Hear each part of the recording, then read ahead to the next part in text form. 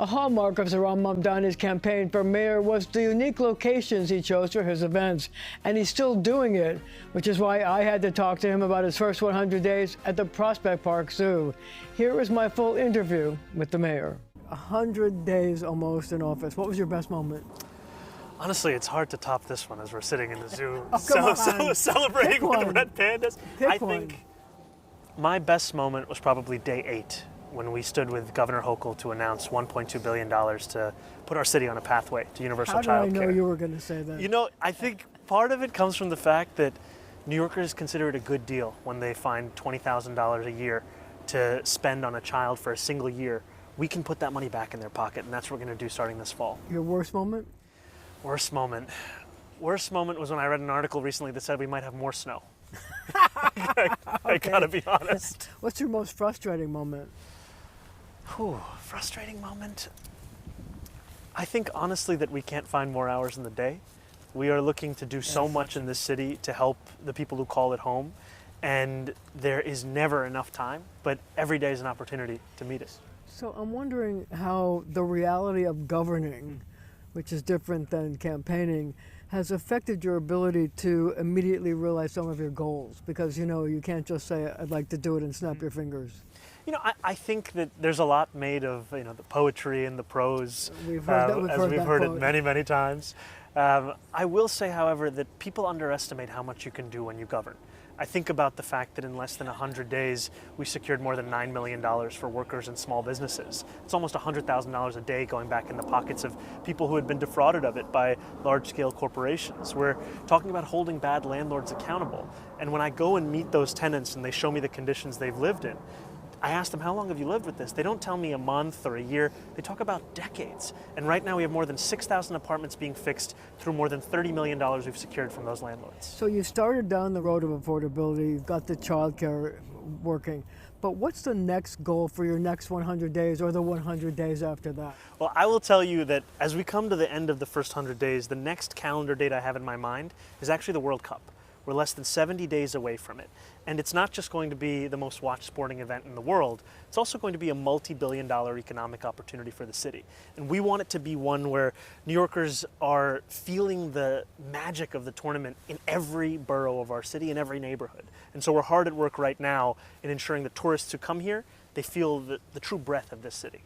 But so then if you're doing that, why are we asking the NYPD and the Parks Department are trying to ask other people not to do other things? Is it because you don't want anything competing with the World Cup? It's not about competition. There's going to be so much going on in this city, but it's about the fact that if we want to prepare for the scale of how many people are going to be visiting the city, events that we can reschedule in other times of the summer or other times in the fall, we should pursue that so that we have the requisite public sector capacity for the World Cup. What we've seen sometimes is cities and states and countries unprepared for just how popular of an event this is. We don't want that to be us.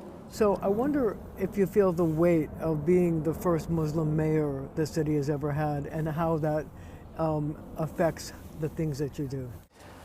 I wouldn't say I feel it as a weight. I would say that when I see what it means to so many New Yorkers who for a long time have been forced to debate whether or not they belong in this city, it really fills my heart. Because what I'm looking to be is a mayor for every New Yorker, and a mayor that every New Yorker can look to and say that I too belong in this place that I call home. The reason I asked that question because I thought that the protests outside Gracie Mansion that led to those people with the pipe bombs were disturbing. And I wondered truly in your heart how you felt having those protests on your doorstep. I know you had to deal with it during the campaign, and I wonder in your heart if it hurt you. It's difficult when someone comes with a pig to drop at your doorstep or a goat or is looking to find a criticism not of your politics, not of you as a person, but of you as a part of the faith that you belong to. And what I'm heartened by, however, is that so often this kind of bigotry, it's not coming from here in New York City, it's coming from outside. And even though it's something I deeply disagree with, I still believe they have the right to their protest. So one of the other problems that you've had is to win over some portion of the Jewish community. And when I went out and talked to people about your 100 days, some of the Jewish people that I spoke to said that they thought that you would do better to stay out of foreign affairs and not say, I'm going to arrest Bibi or I'm going to do this. Do you think that that you should stay out of foreign affairs and just focus on running the city? I think my focus should always be on running the city, and that's what it has been. And also that I should be honest with New Yorkers when I'm asked questions. I've often been asked, for example, over the last few weeks, what do I think about the war in Iran? And I tell them that I think that this is an affront not just to procedure or politics, but also to our morals. That we are in a moment in time when a federal government can find tens of billions of dollars to plunge millions into despair, when that same money should be used to uplift working class New Yorkers and Americans out of a cost of living crisis across the country. And that is to be honest with New Yorkers. My focus, however, is the 100,000 potholes. My focus is the more than 1,000 miles of roads we have to repave, and how every New Yorker can wake up in the morning and feel the city's on the right direction. So because of the child care initiatives that you're doing, you've been hanging out with a lot of kids. Yes. I wonder, It's one of the best what parts. have you learned from hanging out with these kids? Honestly, they are New York's cutest, and it has been such a joy to meet 2-year-olds, 3-year-olds, 4-year-olds, their parents, and also to see how many New Yorkers want to have children in the city, but they just can't find a way to make it work in terms of the costs. We want it to be easier to have a kid in this city, and in some ways I'm siding with my parents and my aunties and my uncles who always ask me when I'm going to have a kid, because if we're going to make it easier, I know those questions are only going to intensify. No, I had to ask. The focus is on universal child care.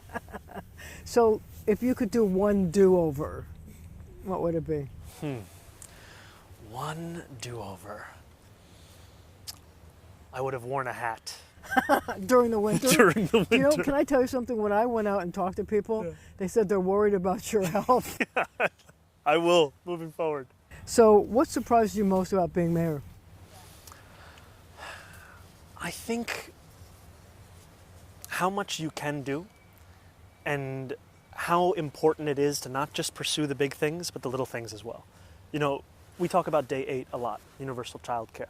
Day 6, we filled a bump by the Williamsburg Bridge. And it was a bump that many cyclists had been going over day after day for weeks, for months, for years. We filled it, and it is something that still people approach me to talk about, because it's an example of the fact that if a New Yorker can't trust their city government to fill a bump in the road, how can they believe that that city government could deliver universal child care? What's really interesting is that you're able to recall day 6, day 8. You probably could tell me day 22.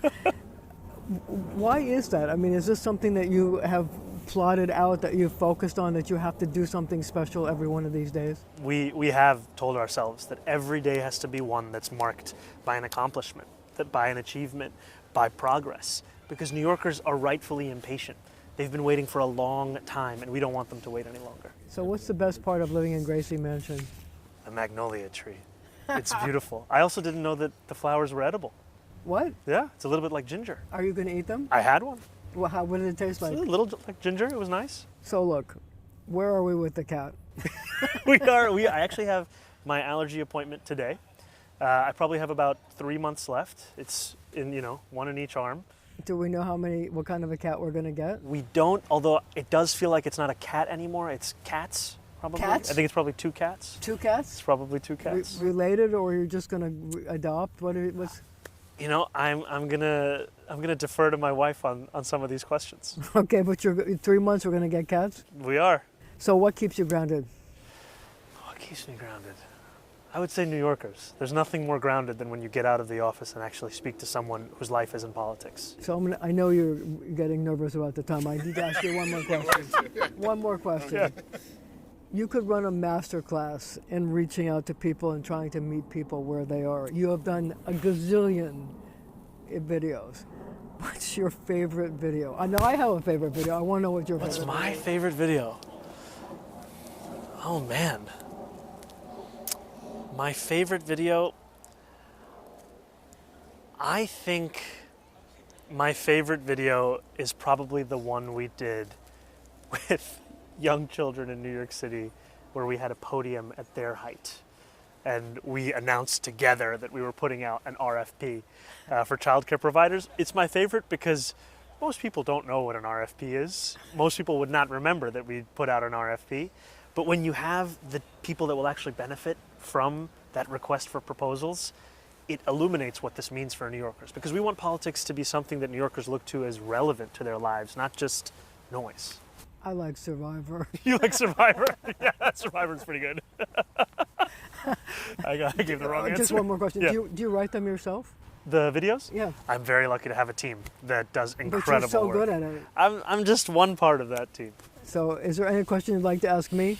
And then we'll Okay, end. final question for you, Marcia. Marcia, what was your favorite animal that you saw today?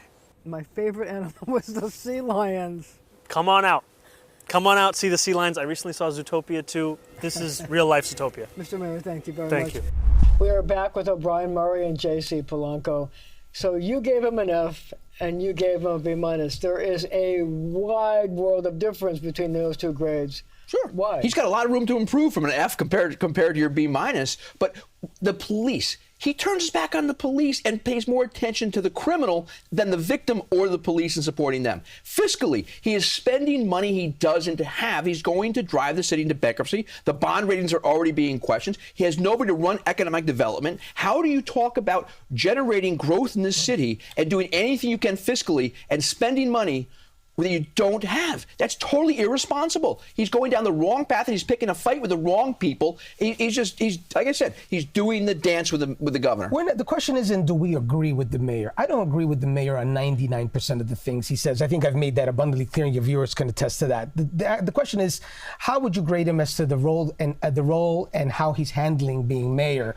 And I am comparing him to some of the things that he's promised. Look, the mayor is more accessible to the press. He's less combative with the press. The press knows it. They like it. He's able to use that relationship to his advantage. Well, I would disagree with you about being that accessible, because he does his event and then he takes 2 or 3 questions on off topic and then he leaves. No, but as opposed to not showing up at all, which is what I heard complaints from the prior administration. And then you had a mayor before him who would show up to work at 11 a.m. So he does go to work, and he at least gives that appearance. So he shows up. No, but you must give credit to your class for attendance. I do not grade based on my opinion of what a student wrote.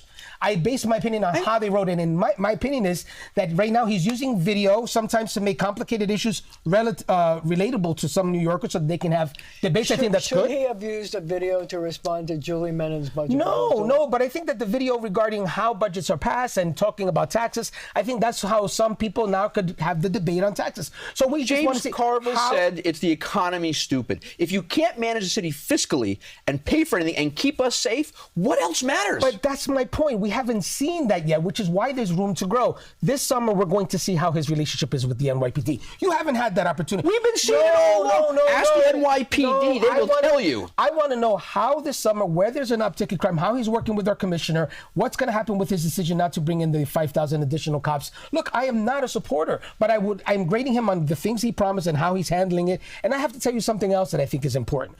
He's developing relationships with the press that I think is in his benefit so that he can get his story out and not have the press attacking him all the time. I'm looking at it, man, and I'm looking at how he's trying to keep his base together. I disagree with him getting involved in primaries. That's a big mistake. How do you keep your base together when you're right now actively campaigning against Nidia Velázquez and Antonio Reynoso out in Brooklyn? That's a mistake he's going to look back and think J.C. Polanco. See, now I'm just looking at how to manage the city. That's all politics. We can talk politics and DSA and who's running the city and what's really going on policy-wise. Politically. No, I'm grading him on fiscal issues and on the public safety of this city. Those are 2 of the most important things any mayor's going to do. Is he a failure at those issues? Yes, absolutely right now. Why? He was shocked when he was $7 billion in the hole in the budget. It was $12 billion first. And then he went to Albany, then it was 7, it was 12. That was amateur hour. That's a fiscally irresponsible as far as I'm concerned. Raising taxes is not going to pay for the things he wants to pay for, and he wants to increase spending. So fiscally, and then when something happens in the criminal world and somebody gets hurt and a police officer involved, he goes to the criminal, not to the victim, not to the police. That's an example in the early days that sets the bar so low the police go, we're turning our back, and they're going to turn their back on him like they did on Mayor de Blasio. What's your biggest criticism of Zohran Mamdani? Oh, my biggest criticism is ideologically. I think that his discussion on raising taxes on the entrepreneurs and high earners in New York City is going to hurt us in the long run. I think his position on law enforcement and criminal justice is the wrong position. I think his position on ending gifted and talented programs and his opposition to charter schools are a big problem for us in New York City, especially those of us who understand how important education is. I have a lot of issues with Mayor Mamdani. I agree with you on some of the things you've said, and I think that we have to give him the opportunity to see whether or not he moderates. You're being negative. I'm being positive. I'm being factual. I'm trying to see whether Mayor Bloomberg raised the property taxes. He hasn't done it yet. No, Mayor because I think Bloomberg he's going to come to the middle raised on the property taxes while he cut and limited the budget growth. He stepped up and did what was right for the city. This mayor is not doing that at all. Another objection that I have and a big problem is that, look, half of the city voted against you. On your meteoric race to be mayor of New York City when you were just an assemblyman a couple of months ago, you offended a lot of Jewish New Yorkers. And I saw it. And you still, to this day, are still inviting some of these people over to Gracie Mansion. And you have yet to condemn globalizing the Intifada. I speak to Jewish New Yorkers who are offended at that. I think it's time for him to just really deal with that head on, as opposed to having friendly Jewish people around. They're not just offended, they're scared. And that's a big issue. That's a big problem. And I know that they're concerned, and he should really recognize that, because all I hear about is Islamophobia, and I hate Islamophobia because I see it, and I'm offended when I see it. But there is some real anti-Semitism, and it's the largest hate crime in the country right now. He has to really talk about it. It's been growing. It's been growing. Are you saying he hasn't done enough? He hasn't done enough. He keeps having these events with Jewish New Yorkers that are just his supporters. That doesn't do you any good. You have to sit down with folks that you've offended with your position on not wanting to condemn globalizing. He won't even sign the bill that City Council passed that could override the veto that keeps the buffer zone, that keeps people safe at their house of worship. I think he has to come back to the middle on these issues. I think he has to hear me out. I hear you, Mayor. You got to listen to me on this. You got to moderate in order to be successful. You cannot govern like you campaigned. It is never going to work. So how do you feel about whether he can actually make peace with the NYPD? You know, there was hard feelings after the snowball incident when the police commissioner said it was a horrible thing and he said it was just a snowball fight. Some kids. That was a mistake. He has time to grow into this and really work with the police this summer. This is the summer where he's going to be able to show whether he could lead the city. His first impression, the second impression, the third. Every impression he's making with the police department is the wrong one. There's nothing to grow into at this point. We have a commissioner. He has to change so dramatically, and he won't do it, and DSA will not let him do it. Could you imagine he would have replaced Commissioner Tisch?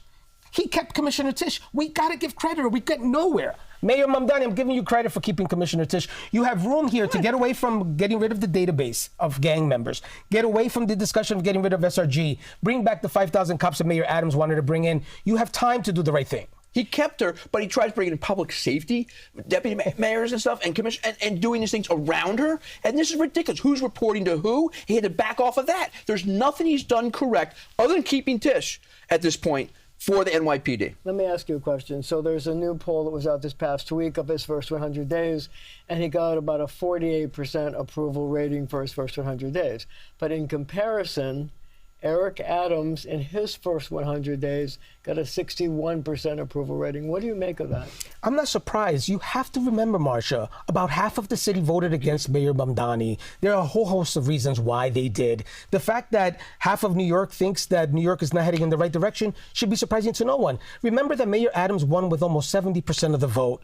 So there's a big difference with how Mayor Adams won his election and how Mayor Mamdani won. Because of that, he has to come to the middle. He has to bring New Yorkers together. But he hasn't. But he has time, is what I'm saying. And it's early. It's only 100 days. I'm telling you, give him to the summer and then let's reassess. He is cementing himself in the wrong path at this point. He's lock and loaded. He can't go anywhere else. Right down that path, and it's going to hurt him going forward. Once you, it's like averaging everything else out. Once you get to a certain point and you do one more thing, you're so far in the hole in the grades, you can't get back up there. So play this out for me. What are the next 100 days going to look like? The budget at this point. That's going to be the biggest question going forward. You have the state budget, and what are they going to give the city for any kind of funds or any kind of approvals that this mayor needs for his budget at the end of June? That's the most important thing. The next 100 days, as you heard, he's going to be all about, the World Cup and soccer is going to be at the top of the agenda. But I think politically, he's put himself on the line with some of these endorsements. He should have never gotten involved in these primaries. He may have some egg on his face come June with some of his endorsements. And I also think that he's going to moderate. He's going to realize that the 9.5% with property owners in New York City, that's not going to happen. And he's going to be able to tell his supporters, look, I tried, it didn't work. And he's going to moderate on a lot of these issues. He's going to cut the budget? I think that he will have no other option. Cut spending. He's going to have no other option. This just the money is not there. The speaker and the controller are going to make it clear they're not going to go into the rainy day fund for anything. So he's going to have to be the adult in the room now. He has to grow fast into his role. This budget will grow at a higher percentage than Eric Adams' first budget, unequivocally. That's what I see happening. Yeah, but you think that he, in the end, doesn't raise taxes and he does cut spending?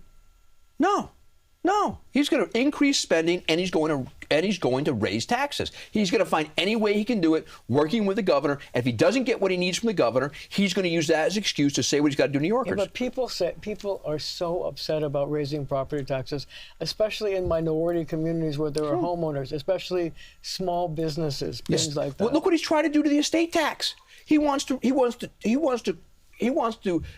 destroy any wealth built up in any communities, whether it be a minority community or a white community. I will tell you this, I worked against the estate tax 20 years ago in Washington, D.C. It is an aspirational tax in any community, whether it's buying the real estate, whether it's buying their farms upstate, whether it's buying a house and it grows in value in New York City like it does, and you want to pass it on to your kids when you're paying off your mortgage over 30 years. He's trying to take the belief of growth and opportunity from all New Yorkers in one full swoop. I think that these are all proposals that he knows are pie in the sky, that keep his base happy because they'll see that he tried to get it done.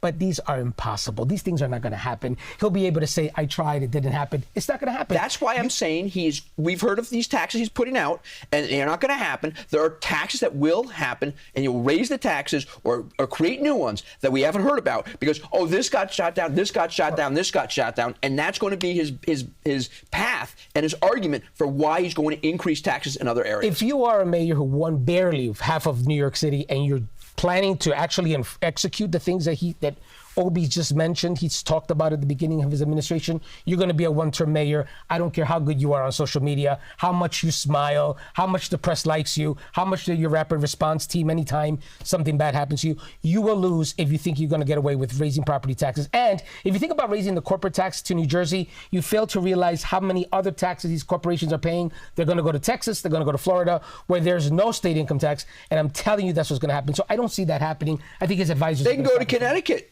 They can go to New Jersey. They can go anywhere else. They can just stay here, and their employees can stay around the area and leave New York. He'll be a one-term mayor. But wait, we didn't mention one more thing. Did you ever think he was going to have a good relationship with President Trump? I never saw that happening. Did you? So remember, he did it before he got elected. I think he did it before he got elected. We got this was not Minneapolis. There was no ICE in New York City. The President Trump likes him. He's kept out completely of attacking New York City. Kudos on that. Yes? Kudos, I give him kudos, but at the same time, it's not a tremendous surprise because of the way the two of each other play each other up and what they did, and you saw how it came together. So let's end with this. I would like each of you to assess Mayor Mamdani's first 100 days. You can go first. It's a failure.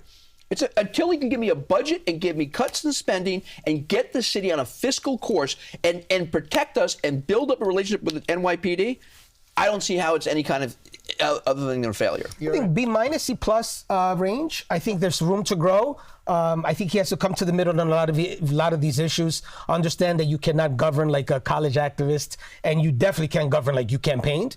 And bring the city together. You have room to grow. Let's be positive and give him a shot. But he's governing exactly how he campaigned as a media influencer. You're coaching him. I'm grading him. No, I'm giving him some room to grow because I really love this city. I live here, and I want to make sure that it doesn't go to ruins. Really, what you're saying is it's incomplete. That could be B minus because there's all these uncertainties. It's a B minus, C plus with room to grow.